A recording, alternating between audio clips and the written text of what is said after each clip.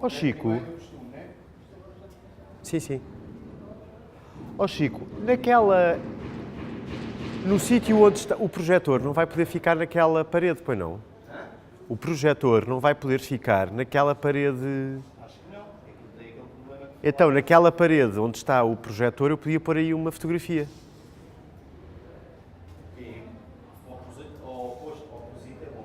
Oposto. On the opposite, sim. Exatamente no. Exatamente. Hã? Sim, sim, mas só assim com um foco de luz, assim, que estás a ver aqueles de recorte muito pequeninos. Sim. Não, mas não chateia a projeção, pois não? Só vendo. Só vendo. Isto ficava muito a giro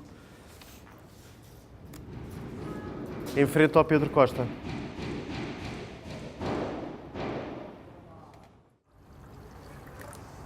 E pronto, e vamos lá ver o que é que temos aqui para perguntar. Olá Nuno, hoje é dia 11 de abril de 2014 e estamos aqui na tua casa escritório para falar um pouco sobre o teu percurso e sobre o teu trabalho. Epá, vou começar por perguntar como é que aparece um crítico, como é que aparece um comissário, um curador, numa altura em que ainda não havia cursos para ser comissário ou para ser curador. Bem, quer dizer, não, começa logo por haver aqui uma distinção que é importante fazer. Eu não, ainda que eu faça curadoria de algumas exposições, eu nunca estudei curadoria, nem é o meu assunto principal, não é a curadoria. A curadoria faz parte de uma relação que eu tenho com artistas, obras de arte e arquitetos e é o resultado de um processo de compreensão de alguns objetos que me inquietam do ponto de vista de compreender como é que se faz sentido uma série de objetos, obras de arte ou de arquitetura, e as exposições surgem como mais uma ferramenta que eu utilizo para compreender esses objetos, digamos assim. Para o teu trabalho depois como crítico? Ou, quer dizer, eu acho que se me perguntasses o que é que eu sou, eu assumiria que era crítico de arte, nunca me intitularia curador, porque não é a curadoria enquanto disciplina que acabou de nascer, não é? Claro. Essa autonomia, não é a curadoria enquanto campo disciplinar autónomo que me interessa, mas sim tentar perceber quais são os processos ou quais são as maneiras, os nossos modos de fazer sentido das obras de arte. Portanto, quer dizer, e isso na nossa tradição da história da arte, ou na nossa tradição cultural, tem-se chamado, a meu ver, crítica de arte. E eu não estudei crítica de arte, eu estudei filosofia, como tu sabes, toda a minha formação é em filosofia e a arte apareceu por causa de uma professora que eu tive, a Maria Filomena Mulder, que me despertou muito para a pertinência filosófica que as obras de arte têm, coisa essa que eu lhe devo inteiramente, e a crítica surgiu como resultado dessa inquietação em perceber porque é que há um conjunto de objetos no mundo que nos fazem, que são motivo de experiências tão excepcionais no sentido de não corresponderem ao conjunto de experiências que nós normalmente temos, não é? São objetos, são coisas com as quais nós nos cruzamos e nos relacionamos de um modo tão diferente que não é a mesma coisa que este copo. E foi tentar perceber porque é que há uma classe de objetos, o que é que esses objetos transportam para o mundo para nos poder provocar essa experiência, não é?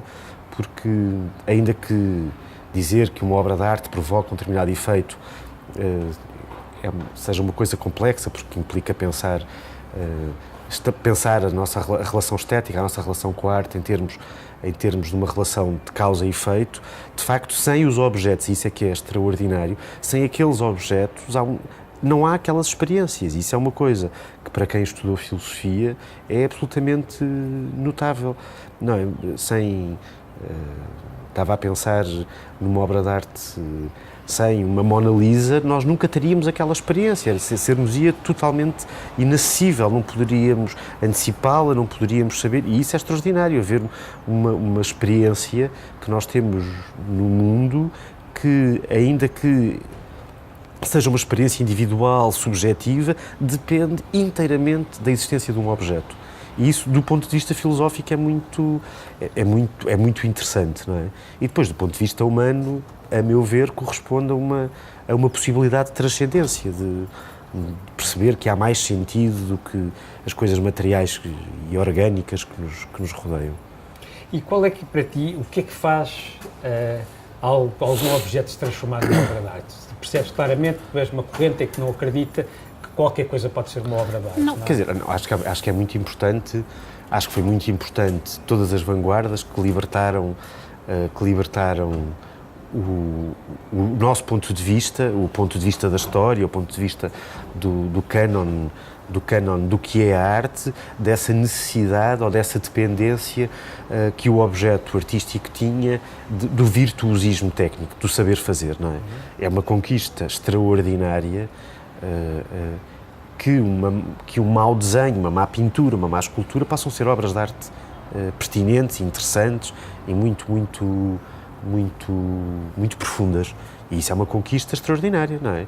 Agora, para mim, a meu ver, as obras de arte são de facto objetos que são especiais, são diferentes dos outros objetos. O que é que os torna tão especiais é uma coisa que tem muitas razões, tem muitas camadas, não se pode pode-se responder a partir da sociologia, da antropologia, da filosofia, há uma série de portas de entrada para esse universo, mas é um problema, não é? É um problema.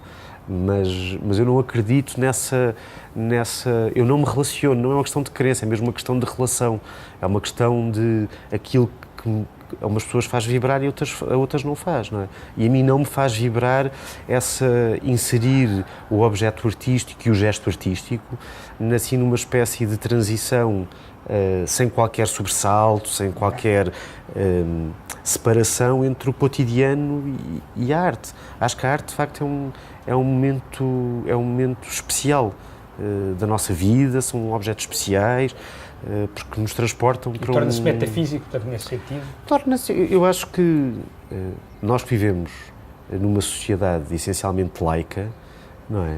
A obra de arte é uma possibilidade de transcendência, é uma possibilidade de por momentos ou durante algum tempo nós conseguirmos libertar-nos desta coisa material, mortal, e nesse sentido eu acho que a obra de arte é uma coisa de exceção. É uma coisa de exceção, há obras de arte que podem reunir pessoas, que podem testemunhar momentos históricos, podem ser fundadoras de uma comunidade humana, não é? Notável como é que a arquitetura e a arte são essenciais para a organização de uma comunidade humana. E isso é muito interessante, é muito interessante porque se percebe que esses objetos não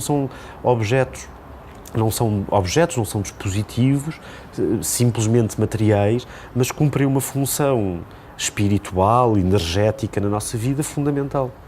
E, portanto, a relação entre a arte e o objeto artístico e o objeto cotidiano tem que ser de uma diferença. Há uma diferença entre os objetos, entre as obras de arte e os objetos que nos rodeiam e para os quais, com os quais nós utilizamos indistintamente. Indo um pouco atrás, e portanto indo um pouco atrás da tua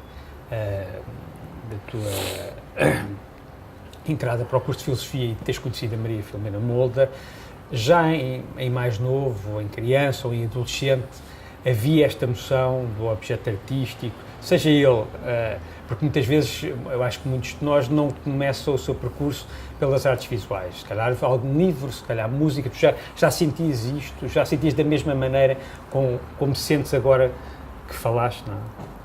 Não. Eu acho que foi mesmo uma descoberta. Quer dizer, eu não venho de uma família muito ligada, nada ligada às artes. Nada, são muito mais ligados, são muito pragmáticos, muito ligados à ciência, nada ligados à arte nem às humanidades. E a minha relação primeira foi com a literatura, eu tinha uma relação muito forte com a literatura e por isso, se calhar, também a ida para estudar filosofia. A descoberta de uma configuração material que tem matéria, que tem forma, que tem peso, que é feita de ferro, que é feita de tinta sob tela, essa coisa que é matéria, pode ser, e não só a linguagem, não só a palavra impressa sobre um livro, nos pode transportar para zonas tão não sei bem descrever, não é? Mas para zonas tão diferentes, tão pouco habituais da nossa experiência humana. É uma descoberta da fase tardia da minha adolescência. A literatura, sim. A literatura é o princípio desta...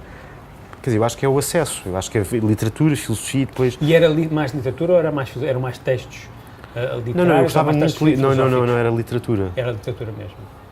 Muita poesia, muitos policiais. E agora, por curiosidade, não tem tanto a ver com isto, mas porque é que, estando a literatura às vezes tão longe da filosofia, estando quase em planos antagónicos, não é? Como é que tu passas da literatura, quando é que surge a curiosidade pela filosofia? Não sei, eu não acredito, quer dizer, eu não vejo que a filosofia e a literatura, eu não vejo que haja diferença entre filosofia e o resto. Não, acho que são diferentes formas de tentar fazer sentido. Mas achas que a filosofia também é uma forma de fazer arte? Eu acho que a filosofia não é um domínio de especialidade. Não mas é uma também especialidade. Pode ser uma forma de fazer arte. Não sei, é complexo. Acho que a filosofia é um modo de ver. E pode ser filosófico um texto literário, como pode ser filosófico... Quer dizer, não é o texto, objeto, a crítica da razão pura do Kant, como pode ser... O que interessa é aquilo de que te rodeias como ferramentas para pensar, para refletir, não é? E eu acho que essa é a pertinência do que quer que seja. Seja isso um texto, seja isso a crítica da razão pura do Kant, um poema do Herbert Welder, um romance, um policial da Agatha Christie ou uma escultura do Rui Chaves. A meu ver, é totalmente indiferente. São diferentes dispositivos de que nós podemos fazer uso para pensar um conjunto de problemas, não é? Pegando agora no princípio, quando ainda estávamos off, antes de começar a entrevista, sei que és uma pessoa preocupada com a beleza, mesmo com a roupa, com a maneira como tens a tua casa, como gostas de um livro enquanto objeto, por exemplo, não é? Vês alguma ligação entre a maneira como te relacionas com o belo no dia-a-dia e o teu trabalho enquanto crítico? Não. E filósofo. Então como é que tu consegues lidar? São coisas estanques? Não, quer dizer, não... É uma brincadeira, tu achares uns sapatos... O que é para ti achares uns sapatos bonitos, ou achares um copo bonito, ou achares um livro bonito? É uma brincadeira? É o que é? Quer dizer, não é uma coisa que não tem consequência nenhuma, não é? Sim, mas há objetos artísticos que também não têm consequência a não ser provocarem um... Mas isso, eu acho que é preciso sempre fazer distinções, não é? Sim. E a coisa, a diferença... o grande diferencial das obras de arte, das boas obras de arte, porque as outras não nos interessam para nada, é que fazem diferença, provocam-te encontros que podem mudar a tua maneira de pensar, podem mudar a maneira como tu percebes um determinado problema, o problema ou um acontecimento histórico, não é? Há muita... Eu acho que se nós começarmos... Ou de ver, ou de sentir... Não, se começares a ver alguns filmes notáveis sobre o exemplo que estamos sempre a recorrer, não é? Porque na nossa história recente é traumático da ideia da Segunda Guerra Mundial e do extermínio dos judeus pelo regime nazi. Há obras de arte que mudam radicalmente a nossa concepção do que é a vida humana, do que é a política, do que foi aquilo. Uns sapatos é totalmente indiferente. Quer dizer, tem que ver com... Com o quê? Porquê é que nós temos toda essa dependência, e nós aqui estamos à vontade para falar um com o outro sobre isso, essa dependência das pequenas coisas que nós achamos bonitas e que são quase caprichos, que são... Pois, não sei, não te sei responder. Nunca pensaste sobre isso? Não, quer dizer, já, mas é uma conversa de café. Tudo é conversa de café. Não, mas é uma conversa de café. Não tem consequência nenhuma para a minha vida. Claro. Não... Preferes sair à rua com os sapatos que gostes ou sair com os sapatos... Claro que prefiro os sapatos que gosto, mas isso é só... É uma coisa de índole de conforto, de afirma. A estética é a área de filosofia em que te especializaste. Qual a relevância da estética para a apreciação da arte contemporânea? Pelo menos para ti, não é? Quer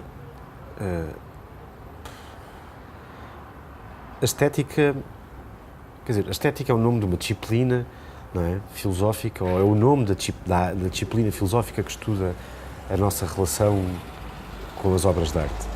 Mas, quer dizer, mas não é exclusivamente assim, porque isto parte logo de um equívoco, porque estética em rigor significa sensação, não é?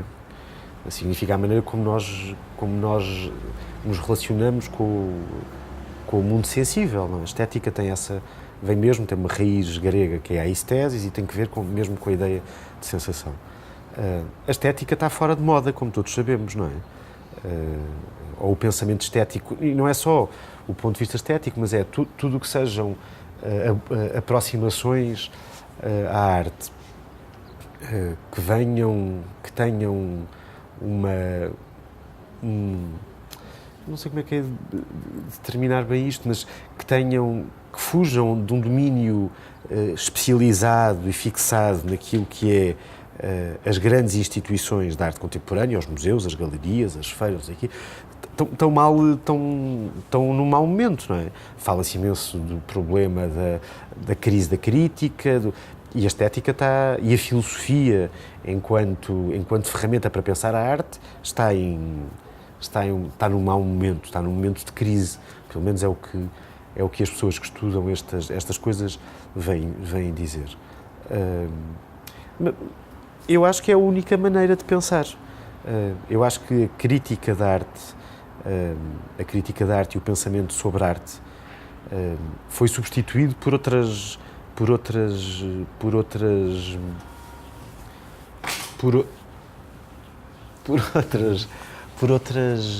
o pensamento sobre a arte ou a reflexão sobre a arte, e eu acho que é isso que é interessante, muito mais do que falar sobre estética ou falar sobre crítica de arte.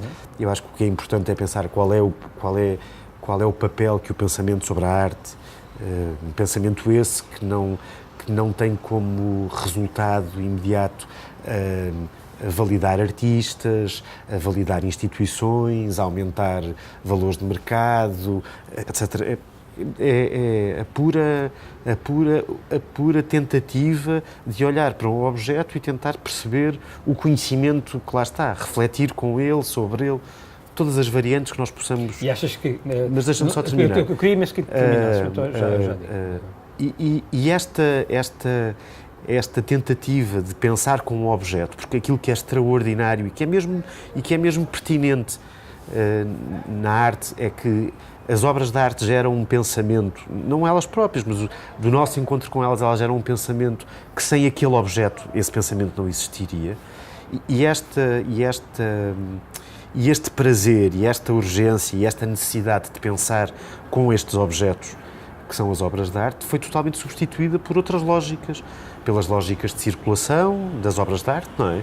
É muito mais importante hoje em dia, não o potencial reflexivo ou a pertinência de conhecimento que uma obra de arte tem, é muito mais importante a capacidade que ela tem de circular em todas as bienais, em todas as exposições coletivas que há por aí fora, do que este potencial reflexivo. É muito mais importante o facto de uma obra de arte ser escolhida por um curador para uma exposição, não interessa se a exposição é boa, se é má, para uma exposição numa instituição importante, do que a maneira como um crítico tenta pensar o problema que aquela obra de arte dá, não é? E esta substituição da reflexão e do pensamento pela circulação e pela visibilidade significa que a filosofia e a crítica e o pensamento estão num momento em que parece estarem obrigados a refundar a sua própria legitimidade e a própria autonomia do terreno em que se estão a mover, não é? E como tal, a arte fica mais pobre. Ou achas... Eu acho que... Porque assim, há sempre os críticos, os diretores de museus e até os galeristas menos, têm a capacidade de alguma forma de legitimar o que se torna arte ou não é? Se esses agentes não estão a exercer esse seu poder através da estética ou da reflexão, através do pensamento, da reflexão sobre o objeto artístico, a arte fica mais permissiva, fica... Mas o campo artístico, ainda que haja algumas situações ou algumas configurações, ou seja, alguns artistas que têm obras que chamam assim questões políticas, deixou de ser um campo de discussão e de reflexão, deixou, não é? Aquilo que nós encontramos são reflexões e são debates, basta ver as mesas redondas organizadas pelas feiras de arte e pelos museus acerca de como é que uma obra de arte entra no mercado e as questões do mercado e das valorizações e eu lembro-me quando nós começámos a falar deste nosso encontro que eu te enviei um texto das Gingeras, da Alison Gingeras, que é uma historiadora de arte muito notável, em que ela, num texto muito importante na Art Forum de setembro do ano passado, 2013, em que ela dizia que o Jeff Koons era um clássico instantâneo. Portanto, não é preciso pensar sobre aquela obra, não é preciso debater aquele trabalho, não é preciso pensar quais são as consequências que ele tem, quer para a história da arte, quer para a nossa vida, não é? Porque a arte tem que ter consequências na nossa vida, senão não serve para nada. O mundo está cheio de objetos. E objetos, como tu dizes, extraordinários, sapatos lindos, copos lindos. Quer dizer, as obras de arte têm que trazer, têm que acrescentar alguma coisa no sentido de têm que ser proposições válidas, não é? Proposições estas que podem ser statements políticos, experiências notáveis do ponto de vista sensível. Há uma míriade de possibilidades de propostas que as obras de arte fazem, mas têm que fazer, e as propostas que elas fazem têm que ser discutíveis, temos que poder pensar sobre elas. E Alison Gingeras, a meu ver, estabelece uma espécie de reinado do Jeff Koons, e há outros artistas de que ela podia falar daquela maneira, dizendo que ele é completamente imune ao pensamento. É imune à crítica, é imune à reflexão, é imune ao debate, porque o que quer que se diga sobre o Jeff Koons e as obras que ele diz, ele pode incorporar. A meu ver, isto é o contrário do gesto artístico, é apelar a uma ideia de obra de arte totalitária, porque engloba tudo, prima por materializar uma espécie de pensamento único dominante e não admite diferença. Não admite diferença, não é? Perigoso. Eu acho que se torna totalmente indiferente, não é?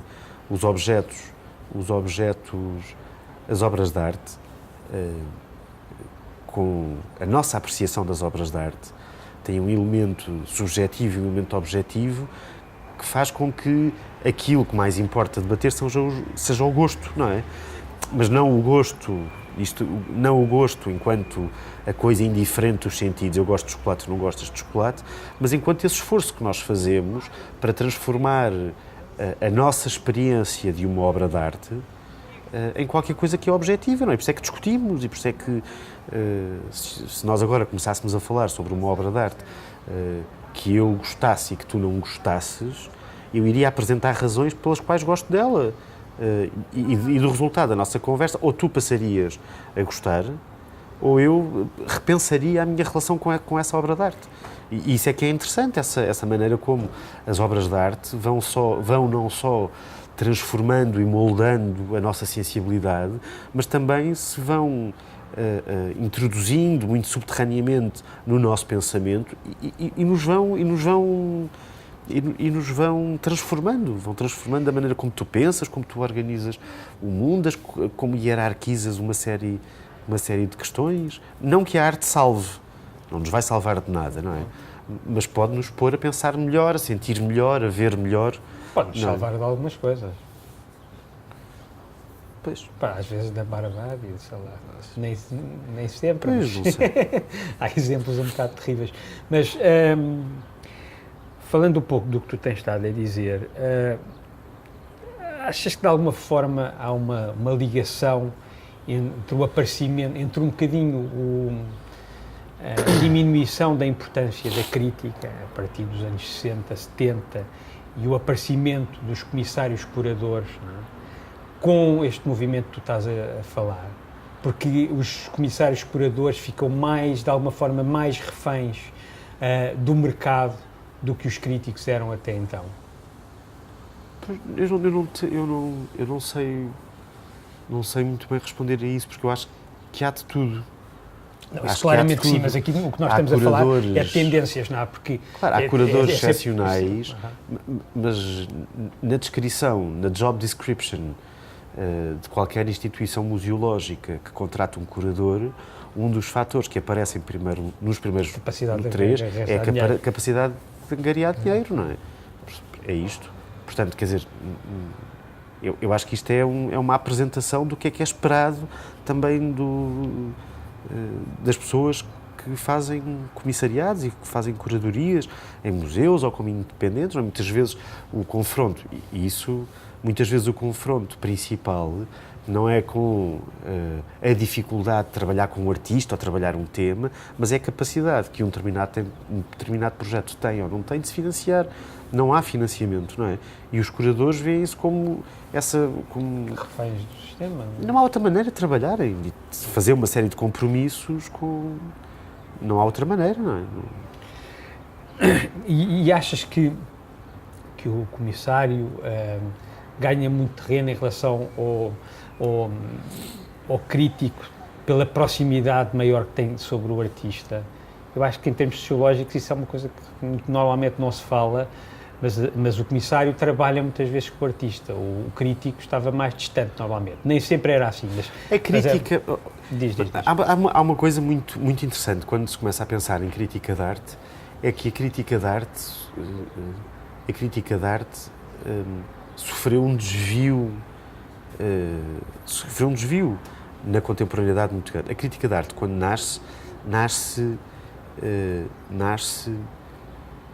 desenvolve-se sempre. Quer dizer, podemos pensar que sempre houve crítica de arte. O Aristóteles escreveu uma poética. Claro. Desde que o homem escreve e que pensa que as obras de arte são um problema, não é? Mas a crítica de arte, como um género literário específico, nasce num momento muito, muito, muito importante. É a seguir à Revolução Francesa e a que se juntam dois aspectos fundamentais. O desenvolvimento louco da imprensa em Inglaterra e em Paris e a abertura das academias de arte em Paris e em Londres, fundamentalmente. Isto significa duas coisas. Primeiro, que as pessoas tinham meios onde expressar a sua opinião e tinham um vocabulário, não é? Porque esta liberalização das belas artes faz com que todas as pessoas tivessem acesso a vocabulários, as obras, essa abertura e essa exposição também expôs a arte ao debate. Mas a crítica da arte era fundamentalmente um exercício de liberdade do homem comum. E aquilo que se publicava não era o ponto de vista do especialista em arte, porque eles estavam nas academias, mas era o homem comum, não é? E isso é muito interessante, essa simultaneidade entre a possibilidade de exprimir livremente a opinião e o grande desenvolvimento da crítica de arte. E nós sabemos que nos regimes totalitários, direita, de esquerda, do centro, não interessa, esta possibilidade de exprimir livremente o pensamento e a opinião diminui, e com isso diminui a crítica de arte. Portanto, a crítica de arte na sua origem, ou o ponto de vista crítico na sua origem, pressupõe sempre não uma aproximação cega aos objetos sobre os quais se quer pensar, mas também não um afastamento total, não é? O Walter Benjamin diz uma coisa extraordinária, e isto, a meu ver, é mesmo a coisa da crítica, é que a crítica é uma questão de distância certa, porque não se pode estar nem muito perto, nem muito ao longe, porque quer a excessiva proximidade, quer a excessiva distância correspondem a pontos de vista de cegueira. E é isso que faz a crítica de arte uma coisa tão excepcional e tão importante, não é? Porque a proximidade do artista, que a tua pergunta tinha que ver com isso, a proximidade do artista é importante a um momento porque te dá acesso a um universo que sem essa proximidade tu não era possível compreender, não é? Mas depois é preciso um momento em que é mesmo necessário um afastamento para poder ver aquilo à distância, porque a distância significa para nós, que estamos a olhar, no sentido aqui em que olhar e pensar são termos equivalentes, em que essa distância é essencial para podermos ver com definição os contornos do problema, da obra sobre a qual queremos pensar.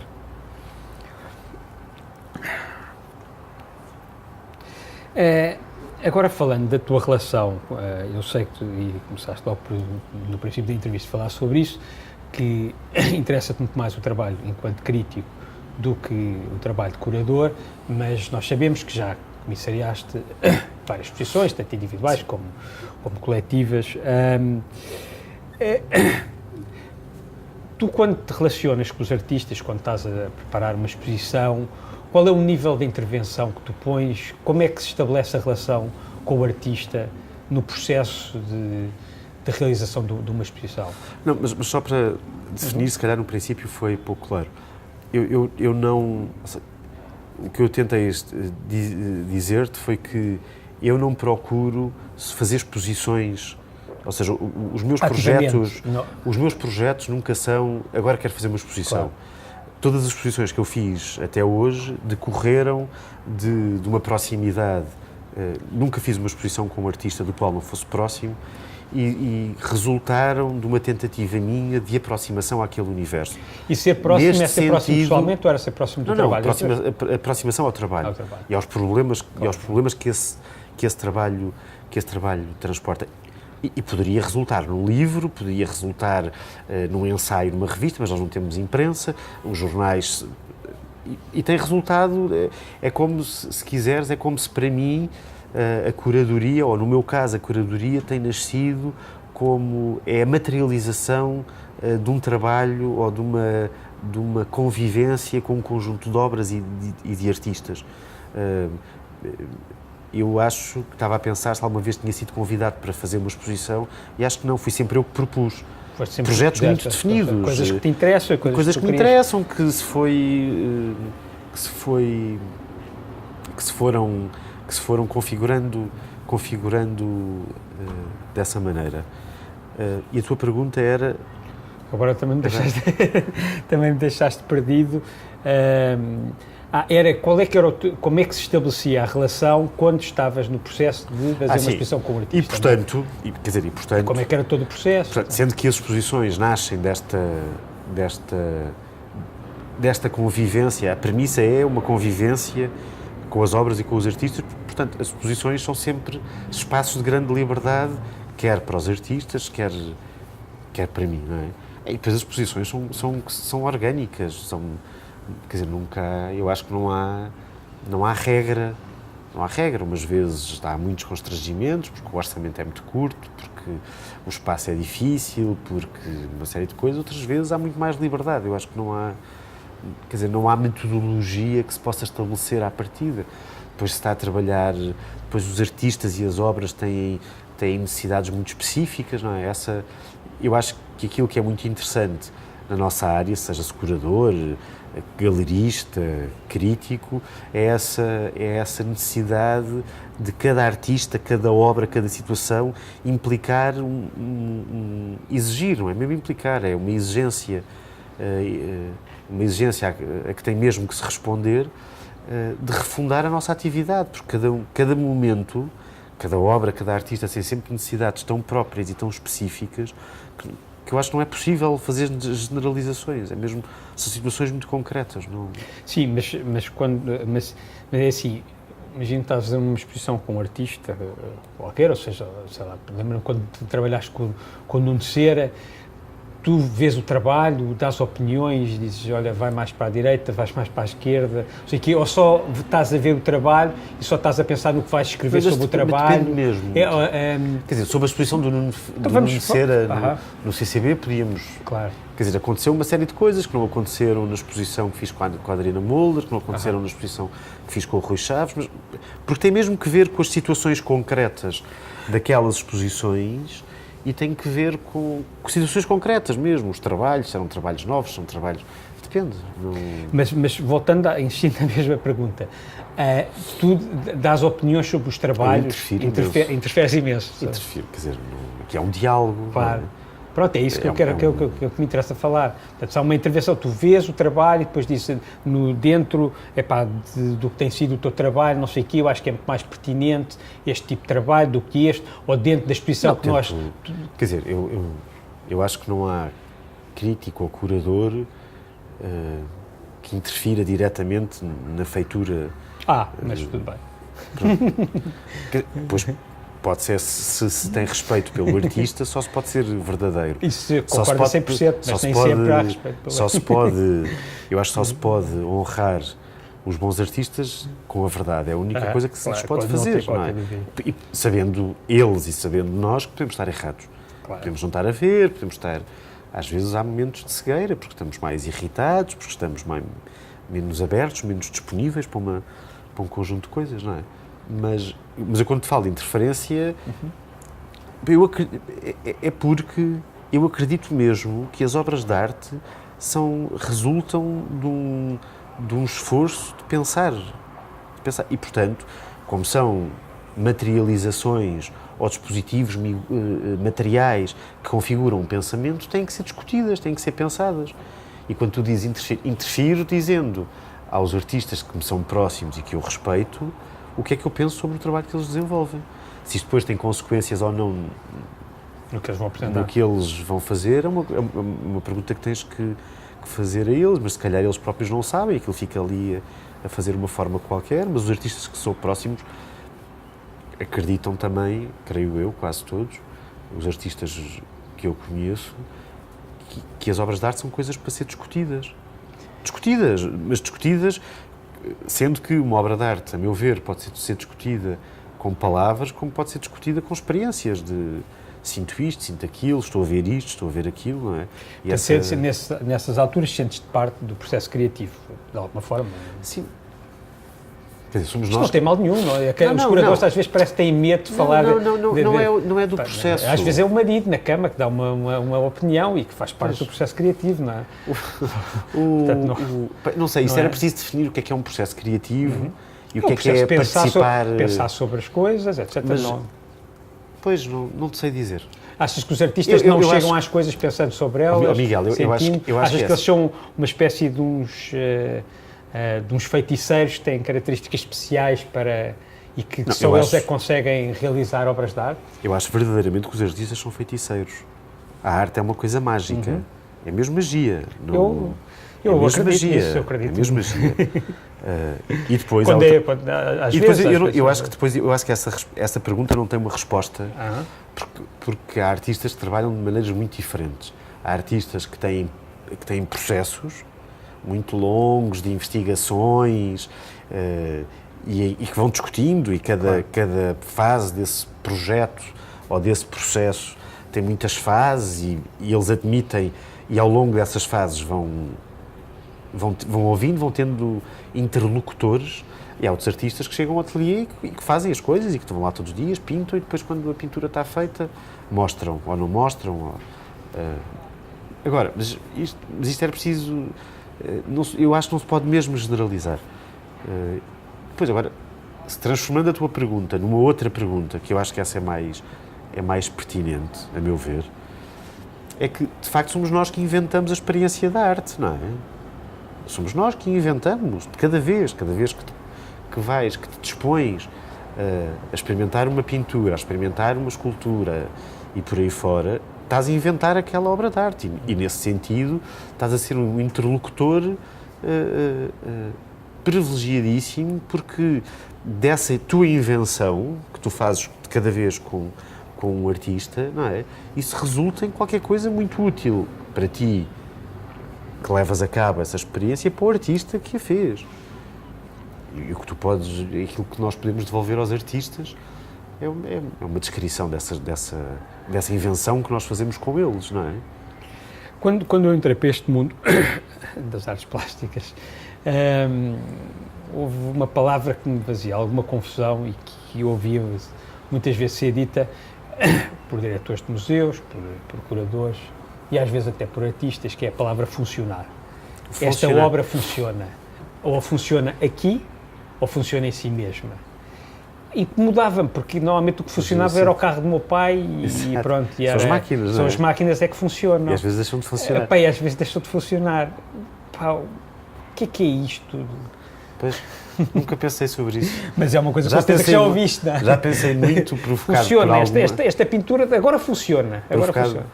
Porque eu acho que pode ser, não sei, as mudanças de vocabulário são sempre muito importantes. São importantes, não é?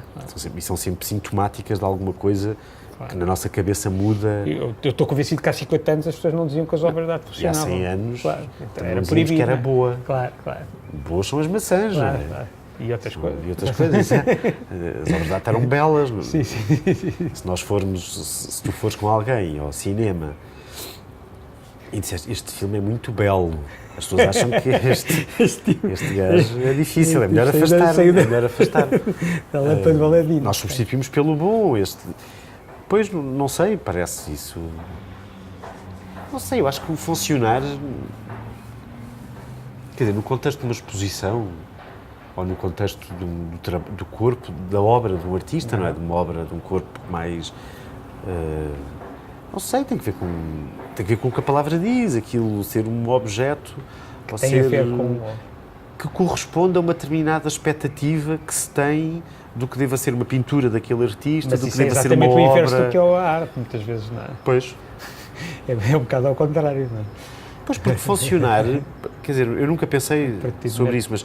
Quem me alertou para isto foi o António Pop, há muitos anos atrás. Quando me dizem que uma obra de arte funciona, eu fico doente. E depois eu pensei sobre aquilo, eu acho que ele tem razão, porque quando isto funciona parece que acabou a brincadeira, não, quer dizer, é quando, imagino eu que seja quem diga isso, claro. Quem diz isso, que tenha que ver com essa, de ter uma expectativa que é totalmente correspondida, não é? Que há um efeito que tu pensas que uma determinada obra de arte deva ter e que ela cumpre essa expectativa. É a mesma coisa que dizer, já está, não é? E a arte é um bocadinho ao contrário, não é? Não é já está, a partir daí é que a experiência se vai estabelecer com quem se relacionar com a obra. Mas pronto. Qual a tua prioridade enquanto curador e até enquanto crítico?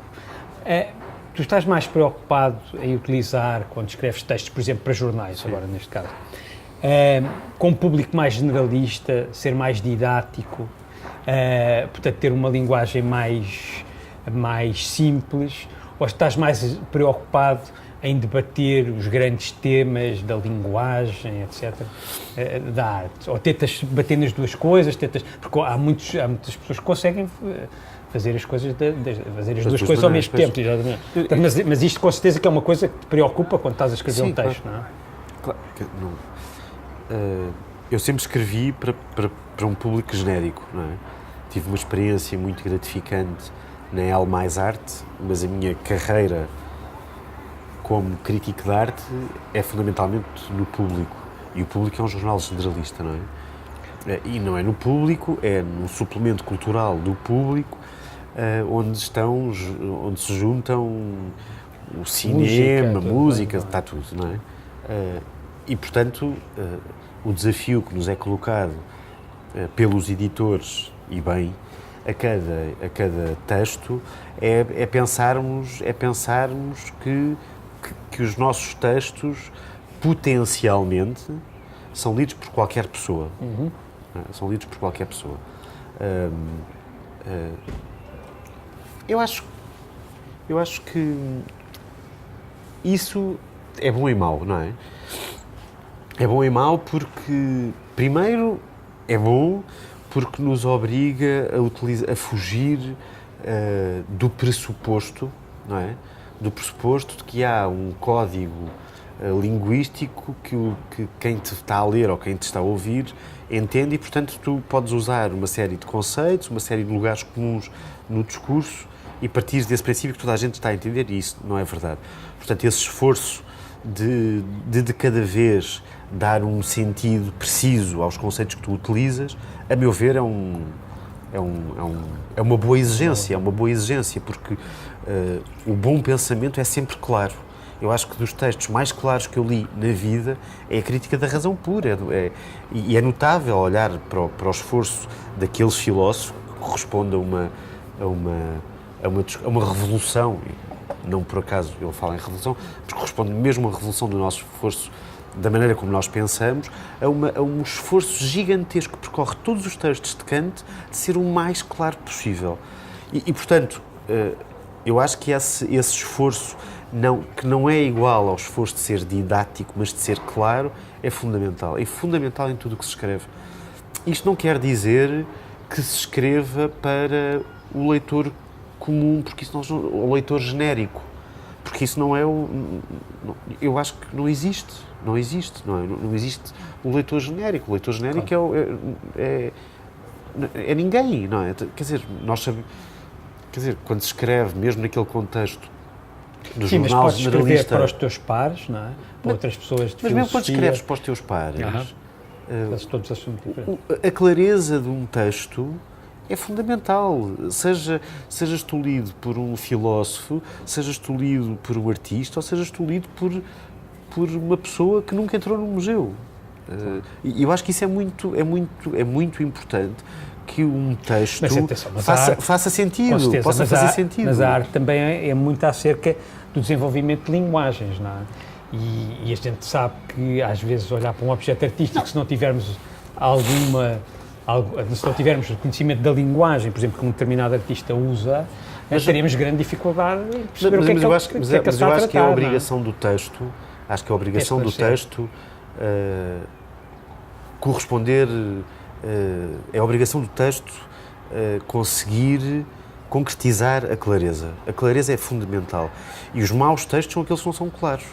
Os maus textos são aqueles que as pessoas com alguma competência de leitura, não é? Claro. Obviamente não estou a falar das pessoas que nunca leem, não é? Estou a falar de pessoas que têm hábitos de leitura, que têm competências de leitura e que olham para um texto de um crítico e não sabem do que é que ele está a falar. Isso é um mau texto. É um mau texto, porque não há... O pensamento não pode ser um domínio de especialidade. Isto é uma lição que eu aprendi com o Wittgenstein e que eu espero nunca me esquecer. O pensamento não é um domínio de especialidade. Que a filosofia e a arte não são especialidades. E que ele dá este exemplo maravilhoso. Eu não vou ler Platão, porque eu nunca... Mas a gente pode ler Platão, aquilo são palavras umas a seguir às outras, é só fazer um esforço. E quer dizer, e é muito claro, e os grandes escritores, venham eles da filosofia, da arte, escrevam eles sejam eles filósofos profissionais, sejam eles críticos da arte, sejam eles matemáticos, físicos, são de uma clareza cristalina. E nos textos, quando chegamos a zonas de obscuridade, é porque há ali uma incompetência que tem que ser vencida. Claro. Muitas vezes não conseguimos vencê-la, mas isso é uma conquista que cada texto se tem que ir fazendo. É isso que se chama conquistar o texto, não é? É que o texto consiga ser claro. Eu acho que claro é bom. No limite, quando tu escreves um texto, eu acho que eu se pudesse tirar o texto, se eu pudesse pegar em cada uma das pessoas e levá-las à obra de arte, era melhor, não é? E, portanto, o texto é mesmo, não surge como um obstáculo que tem que ser vencido para se ter acesso a uma obra de arte, mas tem que ser totalmente transparente, tem mesmo que ser um acesso. E e acho que é um mau serviço quando aqueles que escrevem partem do princípio que estão a escrever para pessoas que estão na posse de vocabulário de especialista. Isso não existe. Falando agora também da crítica, mas de uma crítica muito diferente. Falando nos artigos, por exemplo, do Bernardo da Costa, do João Bernardo da Costa, sobre cinema, ou de João Miguel Fernandes Jorge, sobre artes plásticas, estes artigos, quando eu os lia, para mim tornavam-se praticamente obras de arte.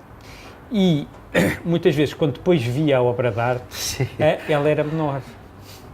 Parecia dizer, não, mas eu, afinal, este filme, mas eu quando vi isto, vi outra coisa. Este tipo de crítica interessa-te? para tu fazeres ou para ler, ou...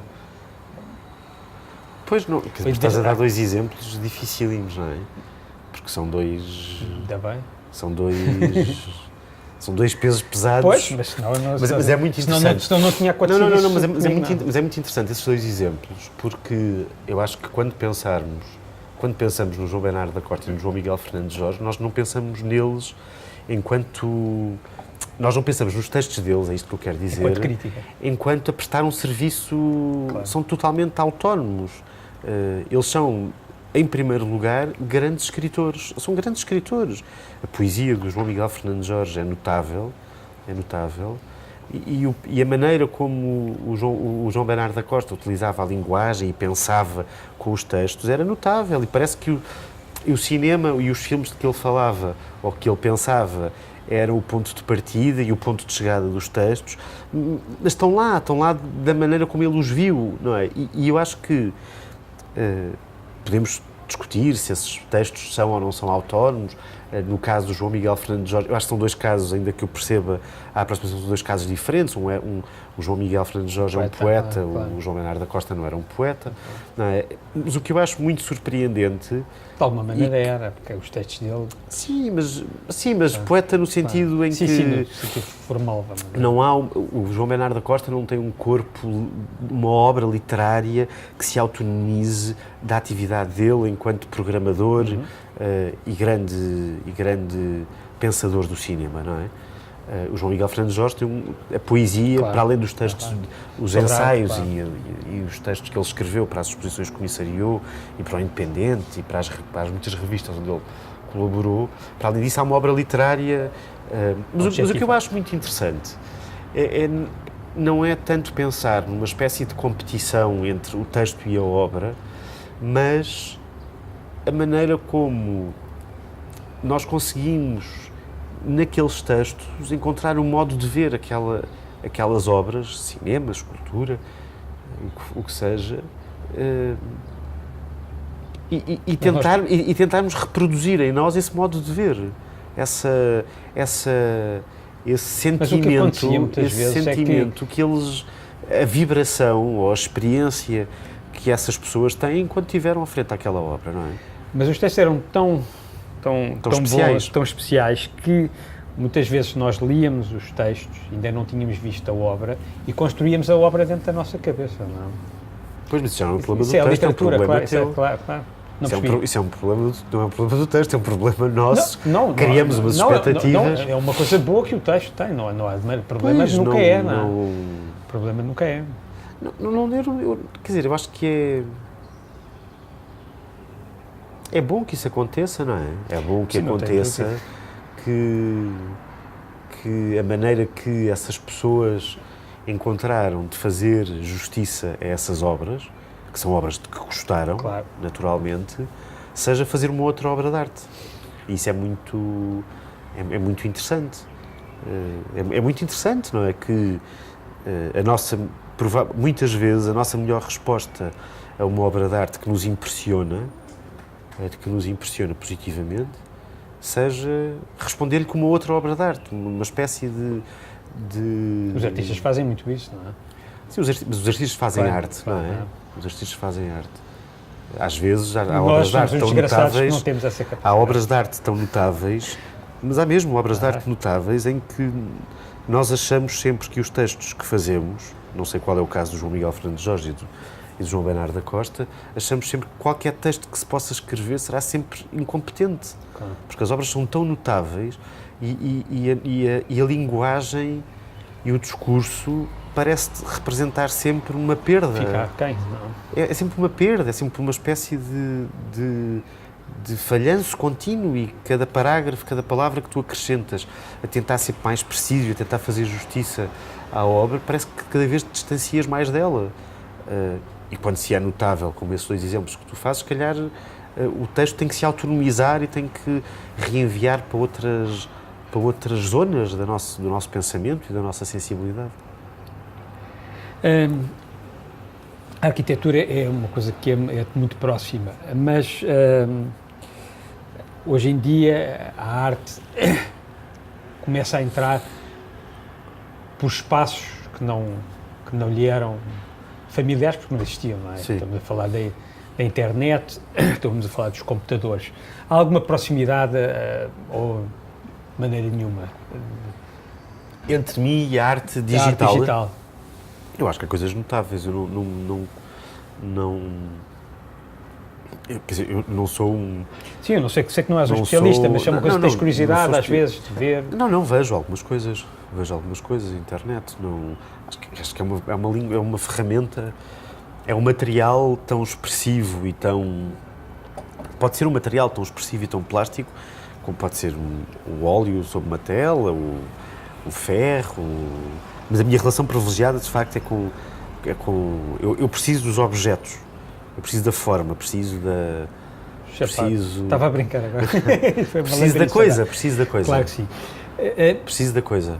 Tu, ao fim destes anos todos, que já são alguns a trabalhar nesta área, continuas-te a sentir estimulado ou sentes que estes anos todos a pensar, a relacionar-te com os objetos, a relacionar-se com os artistas, te desgastaram de alguma forma? Não, sinto-me um principiante. Como com o surf, a mesma Não, coisa. não, que exato. vai aparecer no princípio do filme. Exato, sinto-me totalmente um principiante. E eu acho que o que nós fazemos tem essa coisa muito assustadora, mas que quando se vence o medo, quando se vence esse medo, é que nunca se está estabelecido. Cada vez que te propões pensar um trabalho de um artista, parece que nunca fizeste nada. Parece que tens que aprender novamente todo o abecedário. E isso é notável. Ou se fica apavorado e não se volta a escrever, e não se volta a pensar, ou então isso dá uma adrenalina, essa coisa. Estamos sempre a nascer. Porque as nossas palavras depois já não servem, porque depois aquele universo já não pode ser pensável, já não é pensável com as ferramentas que tu transportas, não é? E, portanto, tens que ir ler coisas novas, tens mesmo que ir à procura de instrumentos para lidar com aquilo, e isso é maravilhoso, a meu ver é maravilhoso. Tens mesmo que estar sempre, e por isso é que eu te estava a dizer, mesmo aquela questão da linguagem, tem que ver com isto, não é? De cada vez, tu tens que não só refundar todo o teu vocabulário, mas como tens que aprender de novo a linguagem que tu achavas que já dominavas e que já utilizavas, para te poderes aproximar daquela obra. É porque se não se faz isto, fica-se cego. E passamos a ver uma invenção da nossa cabeça, mas não estamos a ver as obras, passamos ao lado delas. Há um fascínio tão grande teu sobre os artistas e sobre a capacidade de criar arte, não é? Que lhes é reservada de alguma maneira, pelo menos segundo as tuas palavras, não é? Que em algumas alturas sentes uma espécie de uma inveja, gostavas de ter essa capacidade? Não, é melhor estar... É melhor estar descansado. É melhor estar descansado. É muito melhor. Não, acho que é diferente. Não tenho inveja nenhuma. Mas inveja no bom sentido, como é evidente. Sim. Gostava de saber fazer coisas que não sei. Acho notável, é notável. Se pensares bem, é notável, é mesmo feitiçaria. Feitiçaria, alguém que pega num pedaço, aquela imagem mais originária, não é? Num pedaço de barro e de repente aquilo nasce um rosto de uma pessoa. É notável. Alguém que chega a uma superfície branca, ou ao nosso amigo, como o nosso amigo João Queiroz, chega a uma superfície branca e através de movimentos da mão, armado com um pincel e com um conjunto de pigmentos, consegue criar paisagens. Isto é gigante, é gigantesco. E eu acho que, quando estavas a dizer, e eu não consigo ultrapassar este espanto. Como é que a mão humana, como é que a mão daquele homem consegue dar origem àquilo? É o sítio de onde nasce aquela paisagem, e aquela paisagem é o nome que nós damos a uma coisa super complexa, não é? De pensamento, de emoção, de corpo, de tempo, de espaço, e por aí fora. E aquilo é uma mão que inventa. Notável foi o que tu disseste, não que essa obra de João Queiroz não seja notável, mas notável foi o que tu disseste durante a última hora, Epá, foi muito fixe. Já passou uma hora? Já passou uma hora, foi muito fixe falar contigo, mesmo conhecendo-te há muitos anos e foi surpreendente e para mim foi, confesso que aprendi imenso durante esta última hora, gostei muito mesmo. E ficamos por aqui.